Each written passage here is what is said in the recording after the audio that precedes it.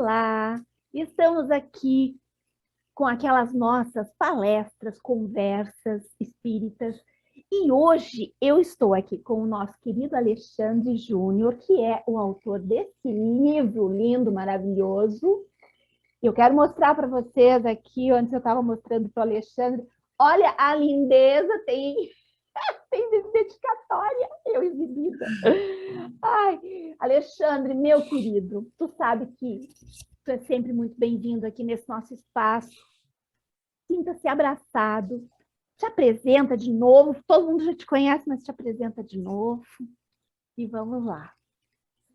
Boa noite, bom dia, boa tarde, porque boa madrugada, né? Que as pessoas vão ver depois no teu canal, não tem horário. Bem, para quem não me conhece, meu nome é Alexandre Júnior, sou escritor, sou pedagogo, sou pesquisador de gênero, sexualidades e espiritualidades. Sou autor do livro Espiritismo, Educação, Gênero e Sexualidades, um diálogo com as questões sociais. Sou espírita há 33 anos. Fui aqui em Recife, Pernambuco, de onde falo e onde resido, e onde nasci. Fui diretor de federativa, né? Militei no movimento hegemônico, naquilo que no livro eu chamo de movimento espírita brasileiro hegemônico, federativo, institucionalizado, né? E fui diretor e talvez por isso eu tenha uma certa bagagem para poder falar disso da maneira que eu falo, de dentro para fora, a partir de uma vivência. E esse livro ele começa na minha inquietação, né? Eu fiz pedagogia, sou pedagogo, e me inquietava a forma com que o movimento espírita brasileiro trata a educação, ou ele interage com a construção do conhecimento a partir da sua própria praxis. Então, eu fiz algumas perguntas que nortearam esse livro e essas inquietações me eram muito constantes. Então, eu conhecia pessoas homossexuais que não conseguiam ter espaço para trabalhar dentro de centros, que não podiam dar passe, e eu não conseguia entender por quê. E aí eu fui atrás de alguma literatura, e a literatura mais antiga tentava justificar isso a partir de um padrão que não representa hoje aquilo que a ciência fala e aquilo que a ciência pensa com relação ao espiritismo, e tudo isso foi me movendo a escrever esse livro. Então, para a escrita da parte sobre a educação, eu faço uma pergunta: como é que um currículo progressista pode ser trabalhado por uma metodologia liberal? Isso era uma coisa que me incomodava, porque o formato pedagógico do movimento espírita brasileiro trabalhar é extremamente ortodoxo e liberal. Então, não fala 50 escutam, e as pessoas não têm a oportunidade de poder interagir. O formato dos seminários que a gente chama de, que eles chamam de congresso, não é congresso, porque não produz documento, não produz conhecimento, não tem debate. E me chamava a atenção era porque era sempre os mesmos temas e as mesmas pessoas. E aí eu comecei a fazer uma análise do ponto de vista social, porque um evento com 11 pessoas, uma mulher, 10 homens, todos brancos, porque um evento sobre maternidade com 5 homens, Dia Internacional da Mulher, a palestra também um homem, não tem um gay de protagonismo, quer dizer, tem uma pessoa gay de protagonismo no movimento, mas ele obedece a um padrão social branco, heteronormativo, quer dizer, branco, e não classe média, também, né? médio, não, ele é assumido, né, pelo que eu entendo. Né? Assim, e aquilo me chamava a atenção, porque pretos de protagonismo, só Raul Teixeira e José Coelho, então isso me moveu a pesquisar. Então, dentro do meu universo de pesquisa na universidade, eu fiz o meu trabalho de conclusão de curso sobre gênero e educação, a pós-graduação também trabalhei sobre gênero e educação, e aí eu quis trazer esse olhar para dentro do espiritismo. Eu fui procurar literatura, eu não achei nada que questionasse a nossa prática. Então, o meu livro não é um livro conceitual. Eu não digo lá, ó, gênero é isso, sexo é aquilo. Sim, eu percebi. É muito amplo, é muito aberto. Ele questiona, ele pergunta, ele cutuca. Eu digo que é um livro denúncia, porque né, ele denuncia aquilo que eu entendo. Digo também que ele não coloca ponto final, nem estabelece uma verdade absoluta. Então, as pessoas podem questionar, concordar, não concordar, faz parte do processo, inclusive de construção de saberes. Quando eu falo de educação, eu questiono 3 coisas, assim, 3 perspectivas que não são perspectivas pedagógicas que eu entendo, né, que é que o espiritismo acaba solvendo algumas e faltando em outras. Então, o espiritismo como educação como redenção da sociedade, e uma parte das pessoas acaba enxergando o espiritismo religioso nessa perspectiva de redimir você do castigo, do pecado, e do umbral e dos obsessores, numa pedagogia do medo e da culpa, que é uma coisa que eu também medo e culpa. que eu não conseguia entender nem aceitar. Depois, uma outra pedagogia que me incomoda, que é essa tendência pedagógica da reprodução do conteúdo. Então, a gente não pode produzir conteúdo porque a gente não pode produzir contraditório. Então, não dá para produzir conteúdo sem contraditório. Então, o espiritismo brasileiro, na minha concepção, enquanto pedagogo, ele se especializou em reproduzir conteúdo.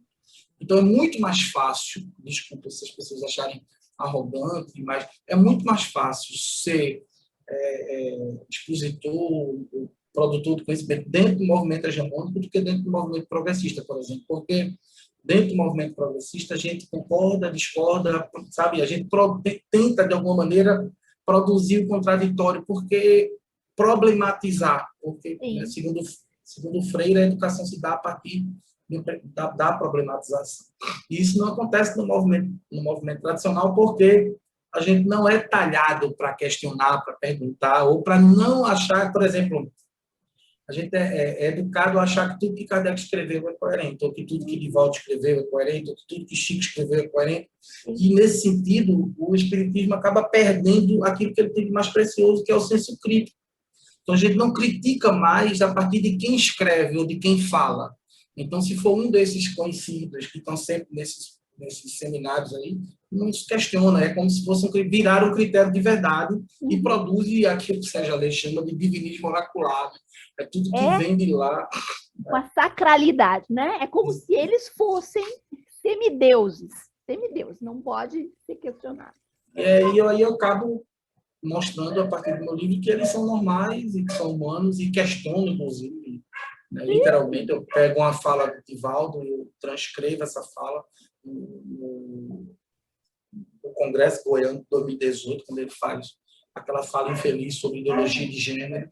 Eu transcrevo isso e falo a partir de um olhar de quem estuda, de quem pesquisa. Então, antes de chegar em gênero, eu queria falar um pouquinho de espiritismo, né? Porque algumas pessoas me perguntaram assim, né, Suzana, por que você não falou direto de gênero e sexualidade? Aí eu disse, olha, primeiro, porque eu acredito na teoria dos espiritismos, então não tem um espiritismo só.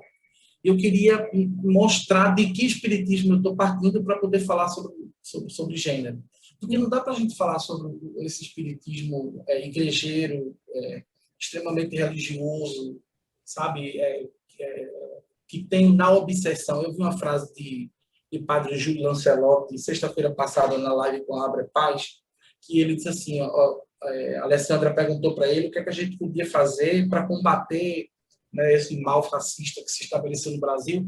E ele diz uma coisa bem interessante. A primeira coisa que eu tento fazer é destruir as fake news, desconstruir, e entender que eu não tenho parentesco, nem parceria, nem intimidade com o diabo.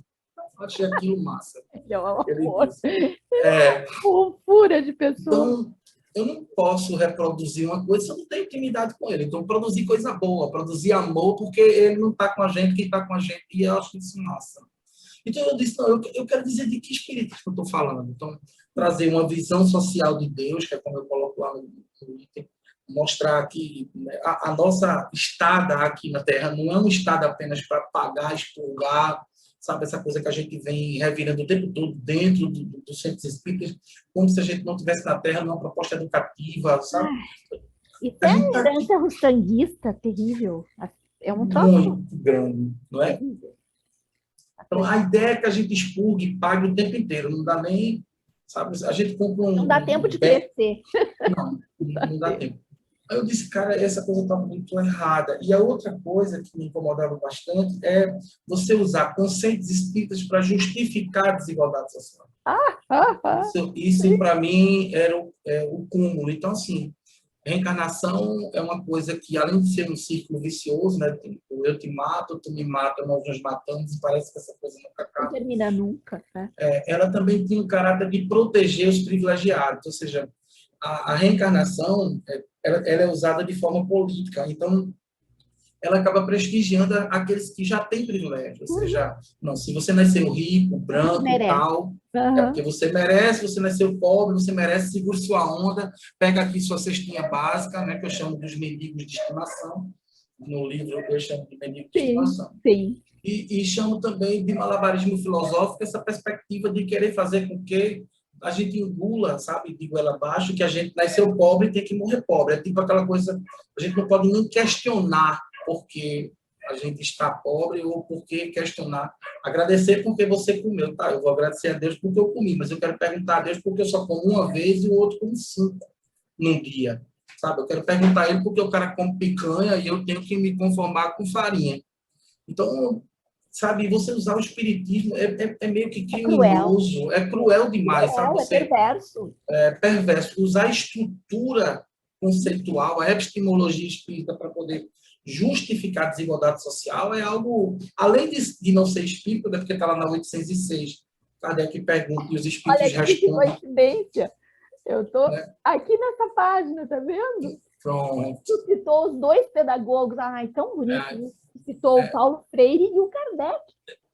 Que são pensamentos bem parecidos, né, com os 2 pensamentos da sociedade de hoje, e a gente parte logo de cara que não é uma questão divina. Eu gosto de citar como exemplo, por exemplo, a questão da bala perdida. As pessoas, não tem bala perdida, morreu quem tinha que morrer. Cara, então só tem que morrer pobre, preto, favelado? Então é só na periferia que tem bala perdida. As balas perdidas sempre acham um corpo preto, né? Exatamente. E a gente não questionava isso dentro do movimento espírita. Isso começou a me inquietar. E o livro também surge dessa minha inquietação. O Ágora, né, que é o grupo que eu coordeno, faço parte, ele surge em 23 de outubro de 2017, a gente vai fazer 5 anos agora, depois do golpe jurídico, midiático, parlamentar da presidenta Dilma. Aquilo mexeu com a gente, porque foi a gota d'água. Eu disse, não, peraí, não dá mais para conviver com essa realidade, a gente precisa fazer algo diferente. E o livro, ele surge meio nisso. Então, eu tento apresentar a reencarnação de outra forma, desconstruir conceitos como karma, que não é um conceito espírita, mostrar a ideia, uma ideia de um espiritismo que ele é embasado no afeto, no amor e no acolhimento, sabe? E não nessa coisa de estar o tempo inteiro nessa roda gigante do sofrimento, da dor, da angústia. Por isso eu quis falar do espiritismo. Então, eu apresento um progresso, né, que é democrático, porque isso é uma coisa ruim para quem quer o poder na mão, né, e tem incomodado bastante algumas pessoas, principalmente esse termo que eu cunhei para falar da questão institucional, porque quando a gente vai perdendo esse poder, a gente vai vendo que eu sentia isso, eu achava que eu tinha uma amarra que me prendia, que é o colonialismo imposto por esse pensamento institucional. Então, eu achava que eu não podia fazer nada que não tivesse a anuência, né, dos órgãos federativos. E outro, eu tenho muito respeito, mas eu preciso dizer que, assim como eles gostam de produzir um espiritismo religioso, igrejeiro, eu gosto de produzir um espiritismo que faz as pessoas pensarem, e isso incomoda. Então, eu comecei a tratar progresso como uma coisa possível para todas as pessoas, para todos os seres, independente de onde esses seres estejam, inclusive naquele momento. Porque tem uma coisa que o igrejismo fez com o espiritismo, que é essa coisa de mundo lá dentro e mundo lá fora, e aquela relação de, né, a gente precisa trabalhar para a verdadeira vida. Então, a gente dá sopinha aqui, né, para os necessitados e tal, e vai para uma colônia espiritual, né, e lá branca, onde só tem música clássica, piano de cauda, essa coisa toda. E aquilo me incomodava. É quase como comprar um terreninho no céu, né? É quase isso. Né? E aquilo me disse, não, cara, até escrevi um artigo um dia desse que dizia assim, a gente entende essa luta de classe, porque existe uma luta de classe hoje até nas colônias espirituais, porque se aqui a galera não quer dividir aeroporto com pobre, prefere crise e governo nefasto para não ter que dividir, a galera vai querer dividir aerobus não vai. Não vai. Então, né, é o mesmo pensamento. Eu digo, não. O amor, dentro da perspectiva espírita, ele tem como objetivo produzir democracia. Então, a democracia, nesse sentido, é abrir para que todas as pessoas tenham uma possibilidade de sentir esse amor, seja ele divino, né, para todo mundo, e não apenas com uma certa casta. A gente vive num dos países mais desiguais do mundo, Suzana. 94% do PIB brasileiro está na mão de 6% da população. É uma Um grupo de tragédia. pessoas que se reúnem para produzir golpe de Estado, saca? É uma coisa... WhatsApp, grupo de WhatsApp para e perder o medo, a vergonha, o respeito. Não. Então, eu disse, não, eu preciso falar desse espiritismo de forma democrática e das pessoas que não têm, nesse momento, a possibilidade de terem a condição de status, de dizer assim, não, Carol, a coisa não foi feita para estar assim, não. E outra coisa que eu acho importante falar é a nossa luta não é para que quem tem deixe de ter, porque eles invertem, sabe? É para que quem não tem possa ter também. Exatamente. Nós não Então, estamos pegando a miséria, nós não estamos querendo que todo mundo fique miserável. Nós queremos simplesmente justiça social, que não exista mais miseráveis, sabe? A tua colocação, o teu enfoque de sexualidade, colocando no plural, é um tapa na cara de muito preconceituoso, sabe? Isso sacode as pessoas de tal forma, Alexandre, porque mexe com um preconceito, um tabu tão arraigado, que é incrível. Até hoje a gente ainda vê pessoas esclarecidas falando em opção sexual, sabe? Em que a pessoa que escolhe a sua sexualidade é muito importante. Tem uma coisa aí que me deixa... Eu tenho cuidado quando falo disso, mas assim, as pessoas pegaram a vivência de um espírito, que eu não quero dizer que ele não existe, que é André Luiz, e transformaram numa coisa, sabe, numa verdade absoluta. Ou seja, tudo que ele viveu, a gente também vai viver. E aí, esse tal do departamento da reencarnação faz as pessoas acharem que elas vão escolher tudo que elas vão passar na Terra. Exatamente, inclusive a orientação sexual. E o que é que eu falo?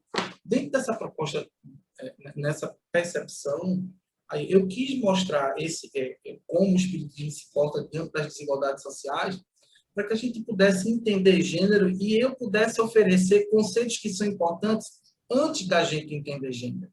Então, a gente precisa discutir minoria social, a gente precisa discutir cultura, multicultura, intercultura, né? A gente precisa discutir corpo. Né? Aí eu faço uma pergunta que norteia, né, esse terceiro e quarto capítulo, que é como uma doutrina embasada no espiritualismo pode julgar, criar valor e instituir relação e comportamento e exigir esse comportamento das pessoas a partir da genitália. Ou seja, Sim. Né, eu faço essa pergunta, olha, se tu é espiritualista, essa postura é materialista ou é espiritualista? Que é outra coisa. Eu chamo, literalmente, o movimento espírita brasileiro, hegemônico, federativo, institucionalizado, de materialista, conservador e contemplativo. Ele é materialista porque ele julga a partir dos corpos das genitálias e exige comportamento a partir desses corpos e dessas genitálias. Ele é conservador porque ele não admite progresso, embora o progresso faça parte da estrutura organizacional. É engraçado porque eles dizem que é uma redundância a gente dizer que a espírita é progressista, mas eles não admitem o progresso. Não, então, assim, mas no meu tempo não era assim. Que bom, cara, que não é mais como era no teu tempo. Né? É diferente. Porque senão nós estaríamos ainda vivendo uma ditadura militar, que é o sonho de muita gente.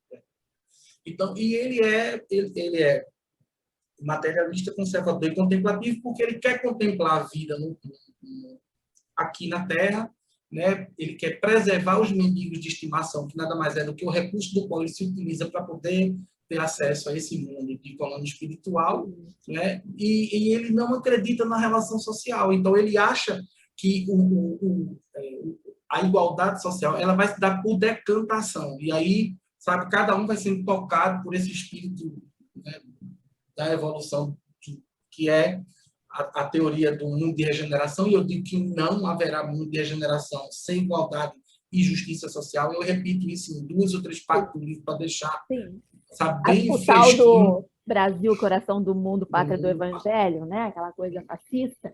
É bem isso. Ficam sonhando com essa ilusão, enquanto a nossa chance está aqui na nossa frente de lutar por justiça social, uma coisa palpável, concreta. E para isso, eu também falo na questão da invisibilização de certas pautas, que é uma prática para a manutenção do status quo, que é você tornar tabu e polêmica determinados temas. Então, você falar de política é tabu, falar de sexualidade é tabu, porque aí você produz os corpos dóceis, como diz Foucault. O corpo educado. Exatamente.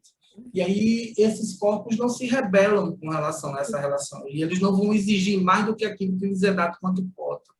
Então, eu faço esse questionamento porque eu fico pensando como a gente institui vida social pensando apenas numa determinada casta, porque se 94% do PIB está na mão de 6% da população, então só esses 6% teve a justiça divina preservada. Né? Os 94% não tem. Então, é muito complexo você entender isso. Então, assim, a primeira coisa na minha concepção, desmarginalizar e politizar a discussão dentro de uma perspectiva social. Eu não sou a favor da produção da política partidária dentro dos centros espíritas, nem transformar os centros espíritas em comitê político. Mas eles não pensam é isso. essa a nossa intenção. Mas eles pensam isso e nos acusam disso. Só que o espiritismo não é apolítico, ele é partidário. E as pessoas querem produzir um espiritismo apolítico. O espiritismo jamais vai ser apolítico ou ele jamais será neutro. Jesus não era neutro. Né? Freire diz uma coisa sobre neutralidade, Paulo Freire, que eu acho bacana. Ele diz que não existe neutralidade. Ele vai dizer a tua posição política ela é includente ou excludente. E aí ele pergunta qual é a sua. Então, não há neutralidade. E a gente quer se comportar. O espírita reproduz essa política de neutralidade. Sabe, não, a gente não pode se meter porque a gente vai mudar o padrão vibratório das pessoas. Mas a gente pode brigar com um amiguinho, né? Desejar o mal da amiguinha. Espalhar fake news em grupinhos de exatamente. A gente pode, na época da eleição do centro, a gente pode fazer campanha. A gente pode pagar a mensalidade do amiguinho para ele votar na gente. Sim, fazer mensagem psicografada dizendo que o Moro é o venerando. Essas coisas podem. Tudo pode. Então, eu comecei a questionar isso e tentar trazer uma discussão que pudesse promover uma discussão de gênero e que a gente pudesse falar de justiça e de igualdade. Então, quando eu crio o terceiro capítulo, que é o corpo educado, as vidas que importam e as lágrimas permitidas, eu tento cunhar alguns conceitos que eu trago para a discussão e eu tento também visibilizar uma epistemologia que a gente não está acostumado. Então, assim, embora eu cite Foucault, Edgar Morin, mas eu cito mulheres pretas como Bell Hooks, Angela Davis, Grada Quilomba, eu trago essa galera para conversar com o espiritismo. Então, eu vi que o maior desafio para escrever esse livro era produzir um diálogo que eu pudesse respeitar cada estrutura científica. Então, que o espiritismo não mistificasse a ciência, que a ciência não mistificasse o espiritismo, e que as duas pudessem dialogar de forma coerente. Então, para isso, a gente precisa quebrar outros paradigmas, que é aquela história de que o espiritismo responde a todas as perguntas. O espiritismo não responde a todas as perguntas. Nem a ciência consegue ter esse pedestal de dizer que responde tudo. Não, também não. E para a gente responder mais perguntas, a gente precisa se consociar a outras ciências. Então, eu discuto e trago para a discussão a antropologia, a sociologia, a filosofia, a pedagogia, porque a gente amplia a nossa possibilidade discursiva e a nossa produção narrativa. Então, eu convido as pessoas a discutirem o que é. E tem duas coisas que eu acho importante serem ditas, assim, que são dois conceitos que, para mim, são importantes. E que não aparecem, assim, o decolonialidade ele até que aparece, mas o conceito de interseccionalidade é um conceito importante, mas não é um conceito que aparece nominalmente. Porque interseccionalidade é quando um corpo ocupa mais de um lugar de opressão. Sim. Tem um livro de Carla Acotirene, chamado exatamente Interseccionalidade. É um pequeno livro fininho, que é, inclusive, da coleção Feminismos Plurais, da Djamila Ribeiro. Então, por exemplo, quando a gente fala mulher preta, eu gostei de falar nisso porque eu acho que fica mais fácil compreender. Quando a gente fala da categoria mulher, Aí eu digo, mulher preta, periférica, de 70 anos. Essa mulher sofre 4 lugares de opressão. Ela sofre a opressão de ser mulher, a opressão de ser preta, a opressão de ser periférica e a opressão etária.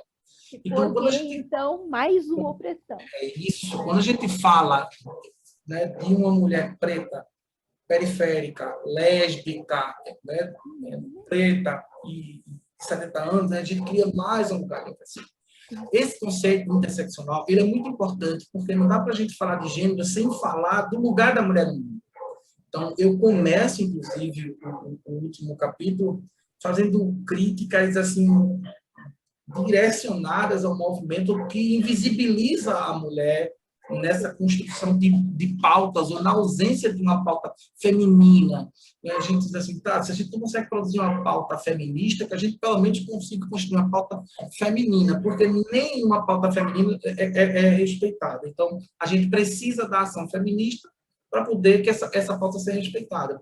Aí eu faço uma crítica, são 173 anos, se não me falha a memória, da Federação Espírita Brasileira, 137. Se não me falha a memória, nunca uma mulher foi presidente da Federação Espírita Brasileira. E nem será com esse tipo de estrutura. Então, isso é uma coisa que me faz pensar, porque isso traz um retrato da realidade social.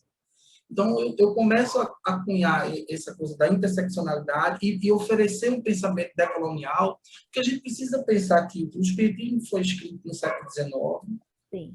Né?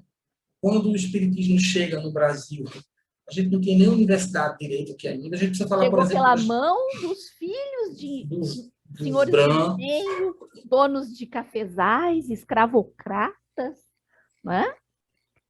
Quando a gente fala, por exemplo, de educação no Brasil, a educação formal, que se propôs na educação infantil, por exemplo, ela começou na década de 50. Então, a educação, para nós, brasileiros, é uma coisa nova. Enquanto tem países com universidade que tem 500 anos, sei lá quantos anos, aqui, para a gente é uma coisa nova. E outra coisa, além de ser nova, a educação no Brasil não foi pensada para o povo. Ela foi pensada para a elite desde a sua composição.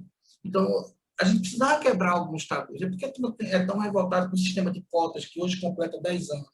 Né? O sistema de cotas. E as pessoas são revoltadas com o sistema de cotas porque a gente tira a possibilidade de colocar o filho do rico e dar uma oportunidade a uma pessoa, né, de cor e mais pobre, e periférica, a ter acesso o pobre vai depois competir com aquele branco e muitas vezes vai ser muito melhor do que ele.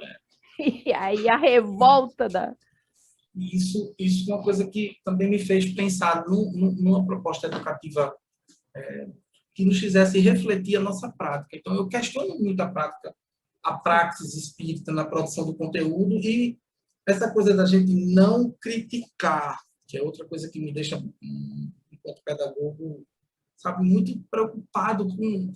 Eu critico, por exemplo, as apostilas, né? O sistema apostilar. Mas por que você critica? Porque, cara, se eu quero criar uma cultura de manutenção do status quo, nada mais interessante do que eu mesmo produzir meu conteúdo, né? O conteúdo que eu ofereço, o currículo que eu ofereço. Então, se eu digo assim, ó, dentro desse currículo, a gente não vai achar Herculano Pires, Mariotti, a gente não vai achar Carmen Marinho, não vai achar essa galera aí, Deolinda Morim, a gente vai achar André Luiz, Emmanuel, né? Vai achar Chico, vai achar Vivaldo, vai achar essa galera aí. Então, o questionamento é que a gente pudesse deixar as pessoas estudarem a partir do livro em loco. Então, pô, a gente vive um espiritismo onde uma parte significativa das pessoas não conhece Kardec, não conhece revista espírita, sabe? Dora diz uma coisa, e eu acho importante que a gente diga que cunhou esse pensamento, ou pelo menos foi de quem ouvi, que é a coisa da gente reduzir Kardec a apenas um codificador. Né? Kardec, o trabalho intelectual dele. É como se a gente desprezasse todo o trabalho intelectual dele. Então, quando eu chego no terceiro capítulo, eu tenho tentado explicar o que é o espiritismo, segundo aquilo que eu entendo, explico o que é educação a partir da minha perspectiva, faço uma crítica a como o movimento espírita se comporta com relação à educação, né, dessas 3 perspectivas que eu já falei, e aí eu entro para falar, a partir de um conceito decolonial e interseccional, né, do corpo educado, as vidas que importam e as lacunas permitidas. É porque eu cunhei esse título que eu bebo, né, de Judith Butler, que é uma uma filósofa estadunidense, que é especialista em gênero, acho que hoje é o nome em gênero e sexualidade. Inclusive, ela saiu do nosso país, a última vez que ela veio aqui, ela sofreu violência no Eu aeroporto lembro. no dia de ir embora. Ai, meu Deus, é só vergonha que a gente tem acumulado ultimamente. E ela tem um livro que fala, a Guacira Lopes Louro, né, que é uma gaúcha, tem uma professora aí do Rio Grande do Sul, ela tem um livro chamado O Corpo Educado e a Butler Corpos que Importam. Eu juntei, e aí eu disse, não, eu preciso pensar por que algumas lágrimas são permitidas e outras não. Sim, E aí ficou lindo isso aqui. O corpo educado, as vidas que importam e as lágrimas permitidas. Muito forte, muito forte. E eu fui tratar exatamente das lágrimas, assim, e eu falo disso, né, das pessoas dos corpos, porque assim, eu acho que o conceito corpo, que é um conceito antropológico, é um conceito sociológico, que é um conceito espírita, ele precisa ser discutido. Eu discuto assim, quando a gente fala a gente escuta a palestra do centro espírita direto, as pessoas dizerem assim, o corpo é o veículo do qual o espírito se utiliza para viver suas experiências. Né? Legal. Menos para gênero. É verdade. Né? Não. Menos para gênero. Então, o corpo ele pode ser o veículo de tudo, menos qualquer coisa. Não, não pode fazer, não pode falar. Então, não eu pode. começo a discutir por que esses corpos não podem chorar. E aí tem corpos que não choram. Então, eu falo das pessoas que são oprimidas por conta de um sistema social, né, machista, patriarcal, homofóbico, lesbofóbico, transbofóbico, que tem como objetivo silenciar, invisibilizar e matar mesmo as pessoas matar, se for possível. LGBTs, né, e que são pretos. Porque a gente vive num país que são 13 anos consecutivos que o Brasil é o país que mais mata a comunidade LGBTQIA+ no mundo, mas é o país que mais consome pornografia LGBT no planeta. Ele é o que mais mata e o que mais consome pornografia. Então, isso eu comecei a pensar. Então, dentro dessa realidade dos corpos, né, pegando um pouquinho de Foucault, quando ele fala dos corpos dóceis, que eu fiquei pensando que alguns corpos eles vão tombar porque eles não abrem mão de serem quem são. É nessa coisa de tombar corpos ou de não tombar corpos, que a gente começa a perceber o que significa a produção das identidades. Então, a identidade surge quando, dentro da sociedade, os grupos sociais começam a fazer tensões e se buscam para poder lutarem conjuntamente, porque só eles não dão conta dessa luta. Então, criam essa pressão que muitas vezes dá uma rachadura, e dessa rachadura brota alguma coisa. Surgem os movimentos sociais dessa tensão vivida dentro dos grupos sociais, né? E aí as pessoas começam a se buscar pelas identidades. Então, as pessoas pretas, as pessoas LGBTs, e dentro do universo LGBTQIAP+, e tem um monte que não é contemplado ainda dentro dessa discussão, direitinho, que está no mais, né? Que está no mais, elas fazem tensão e começam a dizer assim, não, cara, eu mereço viver, eu pago imposto. E aí a gente começa um processo de luta por direitos civis. Então, eu queria falar dessa coisa da luta pelos direitos civis, porque é aí que entra a ideologia de gênero. Quando a gente começa a perceber que essas identidades começam a se buscar, né, e começam a buscar direitos porque elas pagam impostos, porque elas têm esses direitos e deveriam ter esses direitos garantidos pelo Estado, né, a ideologia de gênero surge, ao contrário do que disseram, né, e que dizem por aí. A ideologia de gênero surge no seio de uma parte, isso fique bem explicado, né, porque não é a Igreja Católica, mas uma parte ultraconservadora da Igreja Católica surge lá, e tem como objetivo a manutenção dos direitos da família tradicional brasileira. Silenciar o movimento, na verdade. Exatamente. A ideia era o quê? Era lutar contra os direitos civis. Então, o que é que acontece? Na busca pela defesa pela família tradicional brasileira, esse grupo, né, ele começa a se juntar para que essas pessoas não tenham. E isso ganhou uma proporção grande. Isso é um grupo católico meio quase fascista, né? Começou no catolicismo e depois foi herdado por outras religiões fundamentalistas, inclusive alguns espíritas, Sim, né, que bem famosinhos. defendem essa ideologia. Então, qual era a ideia? Era ser contra o casamento gay, ser Sim. contra a adoção de pessoas homossexuais, de crianças, ser contra a adoção. E aí, uma parte dos neopentecostais se apoderaram disso, fizeram disso um posicionamento político e levaram isso para dentro das eleições. E isso Sim. virou voto. É aí que Sim. entra a farsa, né, a mentira do kit gay. Eu digo que kit gay é igual unicórnio, né? Todo mundo diz que existe, mas ninguém nunca viu. Então, o kit gay, a mamadeira de piroca, Ah, e meu Deus. todas essas indecências que não são verdadeiras. Perversões. Então, essas pessoas são pervertidas. Pervertidas. Isso é uma... Isso ganhou um espaço tão grande que invadiu o Congresso brasileiro. Sim. Então, hoje a gente tem a bancada da bala, a bancada da Bíblia, né, e a bancada do boi, que nenhuma lei é aprovada via Congresso. Né? Os direitos que as pessoas LGBTs têm hoje são garantidos pelo Supremo Tribunal Federal, porque não conseguem... A gente não consegue por aquela barreira de fascismo. Exatamente. Né? Então, isso...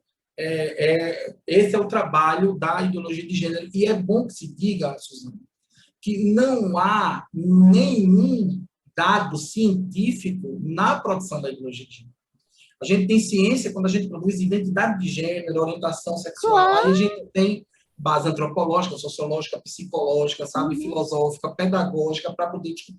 Quando a gente fala de ideologia de gênero, a gente tem uma imposição fundamentalista que norteia essa expressão. É uma invenção deles. É uma invenção para bloquear todo o debate em torno... Exatamente. E aí, no livro, eu pego a fala de Divaldo, como eu falei, no Congresso Goiano 2018, eu transcrevo uma parte desse discurso, e aí eu pego uma outra gaúcha, que é a Gimena Fulani, que é uma doutora em educação, eu dou um parecer, né, a partir das minhas pesquisas, onde foi o que é que eu entendo sobre aquela fala, que tem dois caminhos para mim, que ou ele é extremamente homofóbico, ou ele não conhece nada, ou as duas coisas. As duas coisas. Né?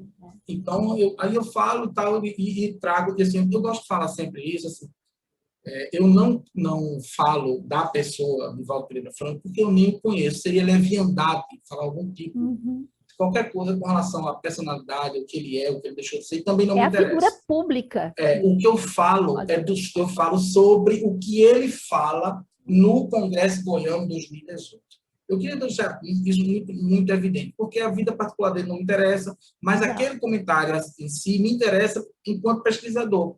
E eu trouxe como recorte para a gente poder entender como o movimento espírita pensa, porque ele é um formador de opinião, né, e ele é um formador de muitas opiniões. E ele fala em nome do movimento tradicional.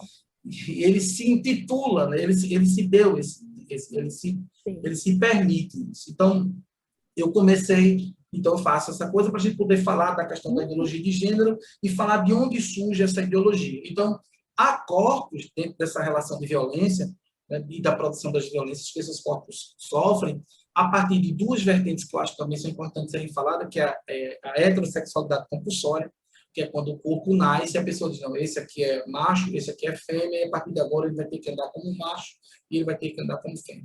E aí a sociedade produz aquilo que a gente chama hoje, já criou, até aumentou o nome, que é heterossexualidade, que é quando o menino veste azul, a menina veste rosa, e o menino brinca de bola, a menina brinca de tu induz a pessoa de uma forma, né, desde a infância. Você vê que a criança pequena, o menino ganha um carrinho, a menina ganha um fogão, né? De presente. Então, essas coisas estão muito patentes e presentes. Então, a gente questiona onde isso está posto.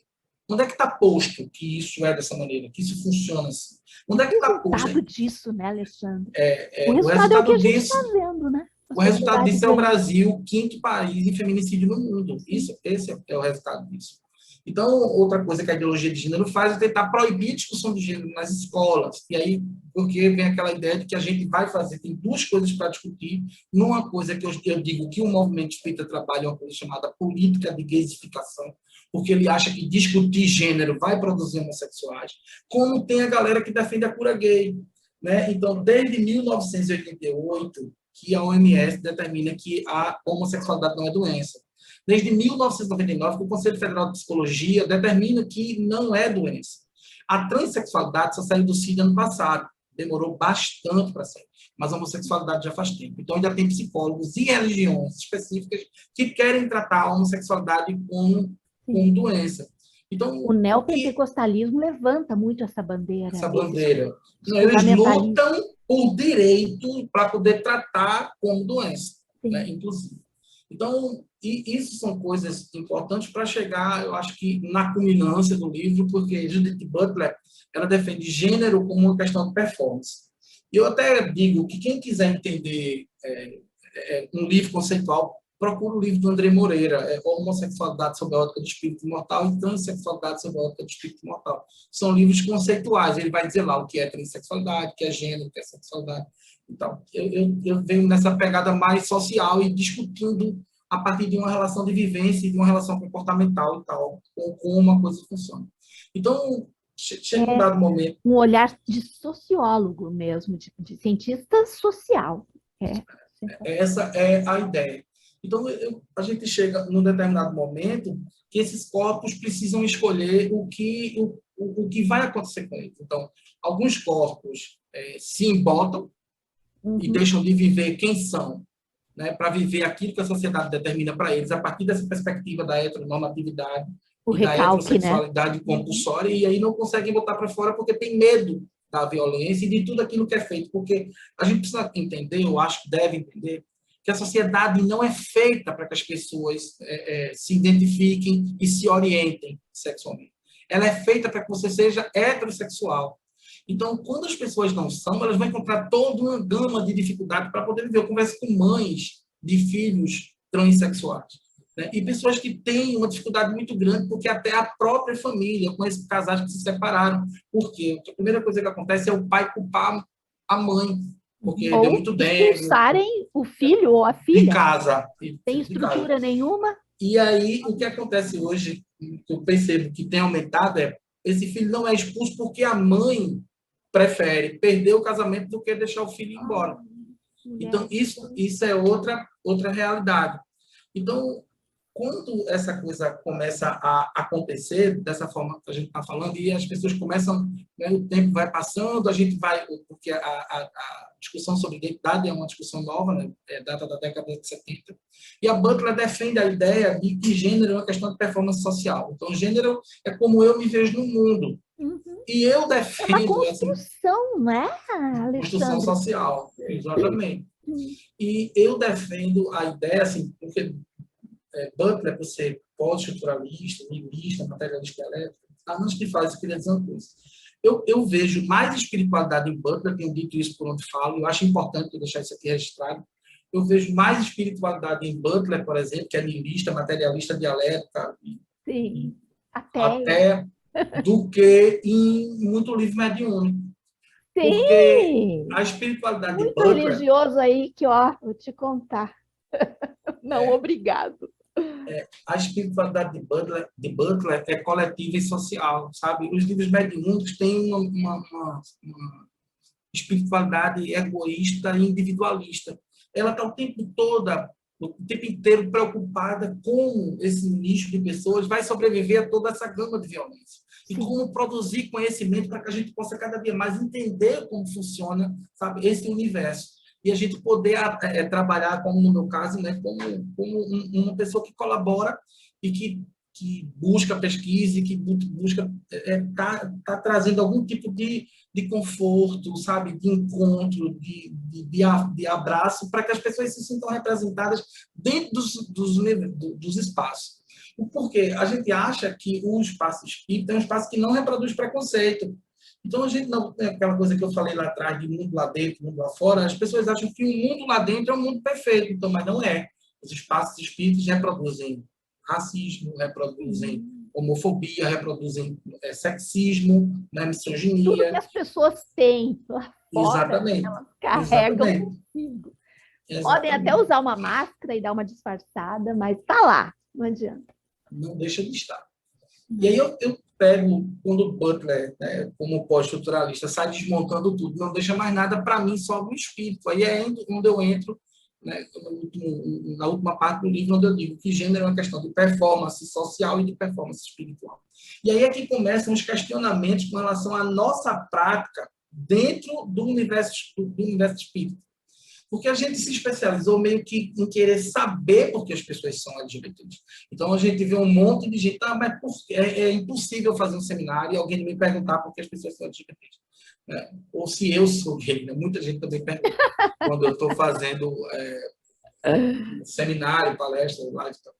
Então, isso é um universo assim, bastante preocupante, porque a gente não procura saber por que as pessoas são heterossexuais. Sabe? A gente não vai dizer assim, não, as pessoas são héteros porque elas passaram 30 encarnações homem e agora... E tem essa paranoia na cabeça das pessoas, porque é muito mais fácil a gente buscar uma resolução simplista, que é essa ideia de que as pessoas nascem 10 vezes homem, uma vez 10 vezes mulher, abusam porque abusam do sexo. Mas abuso, meu e Deus. o outro sexo e para poder do que naturalizar. Então, o que eu defendo no livro... Eu já estou um pouco sem paciência, sabe, Alexandre, para essas interpretações assim tão mesquinhas que a gente já vem ouvindo há décadas. O que eu defendo no livro é a naturalização dos gêneros das orientações sexuais. Então, ao invés de a gente estar procurando por que as pessoas são heterossexuais ou são homossexuais, e principalmente, né, porque a gente está sempre em busca do motivo que levam aquelas pessoas e tal, e a gente vai para a genética, e você sabe que tem uma parte muito significativa das pessoas espíritas que acham que ciência é só genética, matemática e química, antropologia, sociologia, filosofia não é ciência. Não contam as ciências humanas como ciência. Então, a ideia é como se aquela pessoa, como eles acreditam, uma parte muito grande acredita em opção sexual, então eles acham que a pessoa opta por ser... Não, e eu sempre gosto de dizer, olha, eu acho que o cara, no país que mais mata a comunidade LGBTQIA+, no mundo, vai escolher ser Dandara, através de que foi, né, brutalmente assassinado em Fortaleza, vai querer ser Bianca Close, uma travesti que tinha aqui, uma mulher que tinha aqui em Pernambuco, que foi colocada para fora de casa, e sofreu violências até que morreu de tuberculose na rua. Quer dizer, são N, sabe? N situações. Então, as pessoas não vão escolher ser LGBTs. E aí quebra outro tabu, que é essa coisa de, não, as pessoas são LGBTs porque no mundo espiritual elas escolheram ser LGBTs, porque as pessoas que vêm para a Terra como LGBTs e sublimam, elas ganham 2 encarnações em uma. Né? Alexandre, tem isso? Tu já ouviu isso? Já ouvi isso. E digo mais. Veja só, ontem eu disse uma coisa... E tu vai... uma roleta que eles estão criando, um cassino de encarnações. Exatamente. E tu vai me pedir... Eu vou te pedir desculpas com a palavra que eu vou usar. Não, por favor. Mas assim se isso é tão brutal, porque você marginaliza e você acha que Deus cria uma comunidade, uma população inteira, sabe? Para que ela venha para cá só sofrer. Né? E aí, assim, o homem, o macho, é alfa, mas a mulher é kenga, sabe? Sim. Né? O homem é alfa, o macho é alfa porque ele tem 3, 4 mulheres. Mas se a mulher tiver 3 ou 4 homens, ela é kenga, tu sabe os adjetivos que vêm, né, depois disso. Então, isso é validado por esse pensamento que é machista, que é patriarcal e que reproduz aquilo que a sociedade entende como gênero e sexualidade, sabe? Como a relação de gênero. Então, outra coisa que a gente acaba fazendo é entendendo o sexo apenas como coito. Sexualidades, não é? Porque tu já pensasse se o sexo fosse só coito, quando a gente ficasse idoso, a gente não tinha mais direito à sexualidade. Não é? Então, toque, pensamento. Ficou impotente, acabou, não tem mais. Imagina. Exatamente. Então, cheiro, toque, lembrança, isso tudo faz parte da pele, né? Só estar junto, deitadinho, né? Não precisa estar lembrando, não precisa do coito. E por que é importante a gente entender que sexualidade não tem a ver apenas, né, sexo, que ato sexual tem só a ver com coito? porque é um processo discriminatório sobre as relações homoafetivas, né? Então, toda relação homoafetiva, ela é uma relação pernóstica, promíscua, na base e a base da safadeza, porque Deus escolhe até quem pode amar e quem não pode, ou seja, os corpos LGBT são corpos que são impedidos de sentir amor, por isso eu cunhei o termo lá, as lágrimas permitidas, porque esses corpos em determinados momentos eles precisam sofrer sem chorar, porque você é macho, procure seu lugar e homem não chora e tal, então você precisa atender ao imperativo daquilo que a sociedade determina para o seu corpo, e não aquilo que você é enquanto subjetividade. Então, quando eu digo que o movimento espírita é materialista, porque ele exige do corpo comportamento. Então, se você exige que esse corpo tenha, né, esse corpo pense, né, já que o corpo não pensa, mas você exige que esse corpo pense e que esse corpo se comporte. Então, onde estão as subjetividades? Onde estão as espiritualidades que formam aquilo que nós somos? Então, quando fala de gênero, a gente inviabiliza, invisibiliza, né? E isso não vale. Aquele jargãozinho que eu falei lá atrás, de que o corpo é o instrumento do qual o espírito se utiliza, para gênero, ele não vale. E aí eu começo a ir discutindo isso para que a gente possa entender que as pessoas, elas naturalizam a heterossexualidade e antinaturalizam os outros gêneros. Uhum. Então, a relação é discutida a partir de um processo de antinaturalização. E tem fortes influências da questão religiosa. Eu, no meu trabalho de pesquisa, na minha conclusão de curso, eu entrevistei 284 alunos de pedagogia e eu li frases como Deus criou Adão e Eva e não Adão e Ivo. Ai, alunos de pedagogia. Alunos de pedagogia. Deus adora, Deus ama o pecador, mas abomina o pecado. E por aí você tira. Então, há uma influência muito forte da religião na construção, sabe, desse processo de antinaturalização dos outros gêneros que não sejam o heterossexual. E há também uma coisa da biologia. Então, muita gente se utiliza apenas da genética para dizer, né? E antigamente, né, lá atrás, o movimento espírita dizia que não dava, por exemplo, para dar passe, porque um lado era positivo, outro era negativo, e quando essas pessoas praticavam sexo, então só eram dois lados positivos que se tocavam. Isso eu já escutei, Alex. E tinha um livro, inclusive, que falava sobre isso, né? Tinha um desenho de um corpo, né?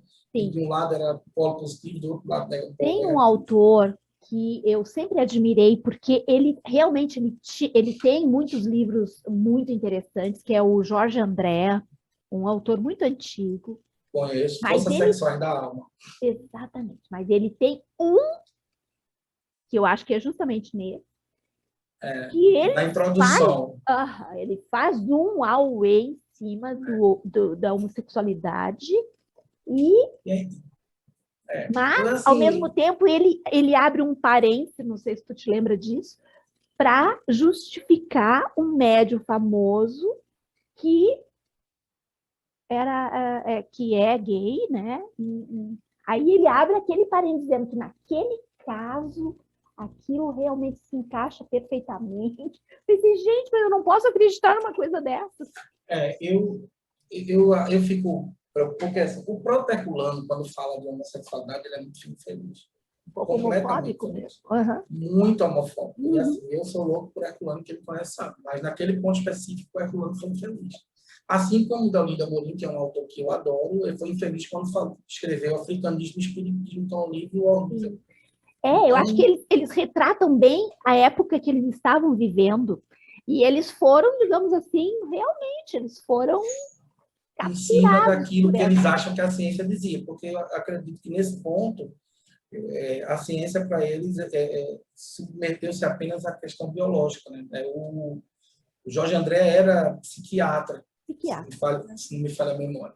Sim. Então, eu enveredo por esse espaço para que a gente produza uma discussão de naturalização dos gêneros. Aí a gente não vai falar mais de opção, e a gente vai entender que, assim como a heterossexualidade é uma perspectiva comportamental que tem como objetivo produzir conhecimento, já que, para mim, a reencarnação ela é um processo educativo e não punitivista, né? Assim como a heterossexualidade tem um caráter de produzir aprendizado no processo de vivência dos espíritos encarnados e nos espíritos encarnados, a homossexualidade, a bissexualidade, a transexualidade, ela também tem um objetivo educativo. Então, a gente passa a entender os gêneros a partir de uma questão normativa, né? E entende a naturalização e a naturalidade da vivência desse comportamento. Isso é tão... isso, a turma me chama de maluco, né? E eu tenho sofrido, assim, perseguições e cancelamentos. Eu imagino, querido, eu imagino. Porque as pessoas não conseguem entender que o amor é para todo mundo. Então, eu escutei de uma pessoa de uma federativa pernambucana, porque Pernambuco ela tem duas federativas, né? Tem essa característica. A Federação Espírita Pernambucana e a Comissão Estadual de Espiritismo. Eu escutei de uma pessoa, né, quando eu comecei com a água, comecei minhas pesquisas, essa pessoa me disse literalmente que o espiritismo não era para as minorias sociais. Com todas as letras. Alexandre, o espiritismo não é para as minorias sociais. O que você está fazendo é para você fazer na academia. Não traga isso para o espiritismo, porque isso não é espiritismo. Ele só faltou dizer, não traga as minorias sociais aqui para dentro. E aí, exatamente. E aí eu te confesso que eu não consigo entender, e é por isso que o espiritismo hoje não é vivenciado pelas pequenas camadas, pelas baixas camadas, do ponto de vista social, do ponto de vista financeiro, né? Porque, assim, nós criamos dentro do movimento espírita um apartheid, né? Os centros espíritas, eles possuem um apartheid de quem assiste e quem é assistido. Quem é assistido não é visto como ser espiritual capaz de produzir, junto comigo, algum tipo de atividade espírita. É visto como corpo que precisa ter a fome saciada. E aquela necessidade primária, básica garantida, né? Então, assim, a gente dá sopa, pão, enxoval, cesta básica, e está tudo certinho, né? E passa água frutificada. A gente está 10 desse corpo que é para ele sofrer sem reclamar. Então, isso não é uma perspectiva. Quando a gente vai ler Kardec, eu não consigo assim, ler Kardec... Como é que a gente chegou nisso, né, Alexandre? Eu não consigo ler Kardec e achar que isso é natural, sabe? Então, o livro ele foi escrito numa perspectiva de denúncia. O objetivo realmente é produzir uma denúncia no sentido de que a gente precisa rever as nossas práticas. Outra coisa que me preocupa, eu queria aproveitar esse tempo e esse espaço, que é um espaço, né, muito visto, que é o movimento progressista. Porque a gente acha que o movimento progressista, por ser progressista e, consequentemente, ele ser visitado, né, na sua maior parte, por pessoas de esquerda, é como se ele estivesse imune ao esquerdomacho, sabe? Não então, está imune, infelizmente. Não, pessoas que estão dentro do movimento progressista, mas que ainda não conseguem discutir as políticas identitárias, não conseguem entender da necessidade, por exemplo, da discussão de raça, gênero e classe. Então, não dá para a gente falar de política social hoje sem a gente entender que a gente precisa produzir, né, uma discussão que contemple raça, gênero e classe. É quase impossível a gente poder fazer. Eu gosto desse exemplo, porque eu acho que quando a gente fala de novo da mulher, e a gente fala do SUS, por exemplo, do Sistema Único de Saúde, eu dei esse exemplo ontem, lá no domingo, no seminário que eu fiz, e eu acho que fica fácil de compreender. Quando a gente diz assim, categoria mulher, e eu falo isso no livro, inclusive, né, a gente fala categoria mulher, mas uma mulher branca, estadunidense, o que ela precisa para ter seus direitos garantidos é a mesma coisa que uma mulher preta brasileira precisa?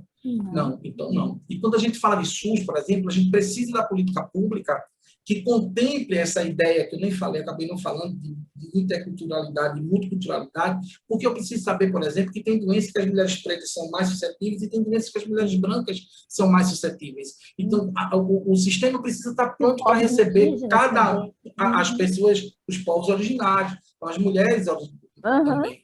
Né? Então, a gente precisa ter esse recorte antropológico, sociológico, né? A produção de conteúdo, de conhecimento, de material, que a gente possa conhecer quem é o nosso povo, para que a gente possa produzir políticas específicas. Então, as pessoas morreram, as pessoas morreram na pandemia, né? E eu escutei palestrantes espíritas dizerem que morreu quem tinha que morrer. Não, não morreu quem tinha que morrer. Não, meu Deus. Né? A gente morreu pessoas com... Já tinha já tinha cura quando as pessoas Já tinha morreram. Quase vacina.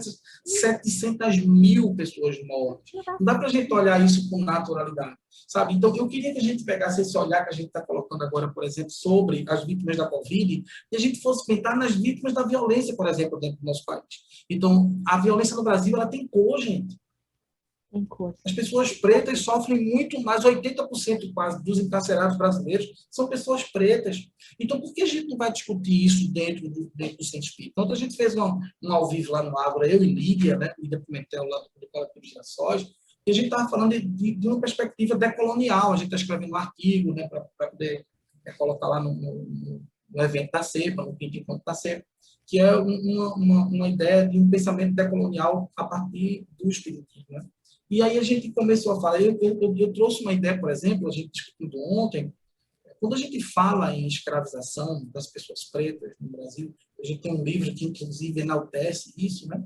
Não quero nem falar da urticária, mas, assim, enaltece a escravização no Brasil. A gente precisa saber como isso foi tratado. Né? Não, os pretos foram libertados e são tão preguiçosos que se tornaram o que se tornaram hoje. E a gente precisa falar sobre isso a partir de uma perspectiva espiritualista, socialista, antropológica, social, entendeu? Porque a gente precisa entender que quando os pretos foram libertos, né, pseudamente libertos, a gente trouxe logo uma comunidade branca enorme para poder tornar branco, né, embranquecer o nosso povo. Então, os pretos que foram libertos, eles não ganharam terra, semente, sabe, para poder, a partir dali, darem conta da sua demanda. Eles foram marginalizados. Né? O Rio de Janeiro sofre, né, no século XIX, né, no final do século XVIII, uma higienização, foram empurrados para os morros, porque na beira da praia só podia morar quem tem dinheiro, e a gente precisa discutir isso. É muito injusto, sabe, a gente achar que tudo que está determinado para as pessoas pretas, pobres, homossexuais, LGBTs, né, os desfavorecidos, é castigo, né? Resgate de provação, vidas passadas. É resgate, é karma, é prova, é expiação, e não tem nada de social nisso, sabe? Não tem descaso do poder público na morte das pessoas com Covid. Não tem descaso do poder público na violência policial. Não tem descaso do poder público na morte das pessoas pretas. Sabe? Isso dói quando a gente discute isso e vê que as pessoas querem transformar o espiritismo numa doutrina que valida a desigualdade social, a injustiça, a violência, a morte. Por isso que o bolsonarismo está florescendo no meio conservador, né? No meio da doutrina espírita, no meio desse espiritismo conservador proto-fascista. É por isso, não tem outra explicação. Eu percebo, sabe, Suzana? É muito difícil a gente fazer... produzir conteúdo literário no Brasil. No movimento espírita ainda... Eu imagino. O movimento progressista não tem um apelo imagino das grandes editoras. Não tem um apelo das grandes editoras. Então, as grandes editoras elas têm seus nichos lá e não vão soltar os caras que vendem milhões de livros, por exemplo, que fala que é xenofóbico quando fala da China. Sim! Meu Deus! Fala em tratamento precoce, Alexandre. Exato, defende tratamento precoce. Então, eu penso assim, na necessidade que a gente teria, talvez, se a gente conseguisse ser menos competitivo, né? E falo isso por um movimento progressista, e a gente pensar numa editora. Nossa. Numa editora progressista que pudesse, sabe? Eu procurei alguns editores, quando eu dizia o título, o cara dizia, olha, manda para mim que daqui a 6 meses eu dou um retorno. Né? E quando a gente encontra, assim, eu queria dizer que no livro não é... Na volta a gente compra, né? Pronto, eu vivi isso quando eu era criança, eu nunca comprava, né? Na volta a gente compra. Né? E assim, e a política editorial... Não, a gente precisa criar alguma coisa assim, com muita urgência. Ou, por exemplo, sei lá, abastecer o universo que Dora tem lá na editora dela, sabe? Que tipo de parceria a gente pode produzir para que o movimento progressista tenha condição de produzir literatura, porque é muito difícil. Eu fui editor, escritor, vendedor, entregador, né, embalador, né, financeiro. Ele tá uma beleza, o livro. Ele tá uma beleza. Essa capa, tá assim, lindíssimo. Essa capa, eu tenho que agradecer a Marta Marques, que é lá de Fortaleza. O livro tá muito bonito. e a forma como ele está colocado também, sabe? A leitura flui, porque a coisa dos parágrafos, assim, eu gosto muito, adoro esse tipo de leitura que tu puxa um parágrafo, assim, sabe? E isso te dá uma fluidez na leitura. Eu fiquei muito feliz com o resultado, mesmo assim, eu consegui entregar livro praticamente no Brasil inteiro. Eu entreguei livro para todos, né, praticamente para todos Manda os pelo estados. WhatsApp o teu contato para que eu deixe aqui de novo. Não Certo, sei vou se fica mandar mais assim. fácil teu e-mail ou teu Não, WhatsApp. eu acho que até o WhatsApp, eu te mando o WhatsApp e eu deixo aqui. Tá, E porque daí eu vou assim, deixar fixado para as pessoas que quiserem entrar em contato contigo. A minha tarefa agora é que nós estudemos esse teu livro no grupo de estudos do Sejus. Eu quero que alguns queixos e algumas línguas caiam no chão. o meu livro foi, dessa última leva, ele foi o quarto mais votado, eu acredito. Então, eu acho que depois do próximo que vai entrar, que é um da Dora, eu acho que é ele. Sim. Inclusive, eu acredito que seja ele. E, assim, eu fiquei muito feliz quando eu vi, eu acho que 54%, sei lá, 40 por cento das pessoas votaram, e eu achei isso Eu perdi, muito eu nem bacana. sei onde é que eu estava. Eu devia estar fazendo alguma loucura, porque para mim é meio puxado, sabe, Alexandre? Eu tenho que fazer esse trabalho aqui, tem outro, meu canal Ah, eu sei, profissional. eu sei, eu É bem sei. puxado, sabe? E eu sei, você é mulher e você tem outro turno, Eu e tenho o meu trabalho a sua mesmo. vida, a sua vida. É. Eu sei disso. Então, assim, eu quero muito Eu agradecer a perdi você. essa votação, realmente. Eu até perguntei um dia, escuta, por que o livro do Alexandre e do Elias não entraram na votação? Aí eles disseram, nós fizemos a votação aqui. E eu não sei onde é que eu estava, eu tinha saído do ar. Eu não estava lá. Eu queria agradecer muito. Eu acho que eu queria deixar a ideia de que o meu livro não representa uma verdade em contexto. Sabe? É até importante que alguém chegue depois dele e critique, Alexandre, aqui você podia ter dito isso e você não Tu disse. abriu algumas portinhas, entende? A ideia é essa mesmo, né? Que Como vai bom. entrar uma luzinha, assim. Tu abriu algumas gavetinhas, algumas portinhas. Outros vão continuar esse processo. E nós E eu próximos, tô né? estudando, né? Eu estou tentando também, eu não sei se eu vou conseguir ir a Santos. Eu queria muito isso acontecer. Eu estou tentando produzir um artigo chamado A Reencarnação, a Igualdade, a Justiça Social e as relações em... O CPDOC tem uma forma tu editou esse aqui pelo CPDOC? Não. Não, não. Eles têm, é meio, é Eu apresentei lá, a gente chegou perto de sim, publicar junto, mas aí depois houveram algumas discordâncias e a gente acabou não sim, publicando. O que, sim. assim, mas eu sou grato, inclusive, porque tem colaborações valiosíssimas. Por exemplo, Visão Social de Deus foi Mauro que me sugeriu. Eu disse, cara, não dá para tu falar só de Deus porque tu apresenta uma visão que eu ainda não tinha lido. Eu acho que dá para tu Maravilha, né? Eles são significar melhor e maravilhosos. tal.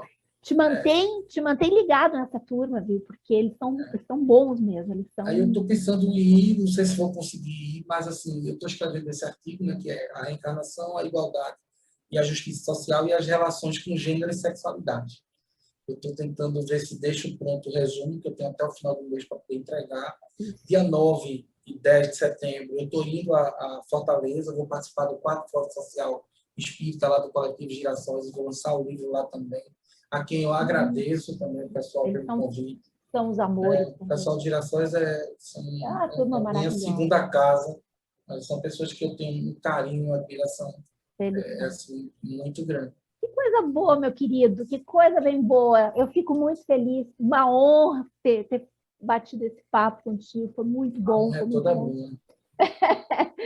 Quando Eu eu que publicar agradeço. o livro, o livro não, o vídeo, eu te mando, daí tu pode colocar lá na turma também. Aí que a E gente eu vou coloca ler, lá. eu vou assistir, eu guardei o vídeo de vocês lá do Ágora.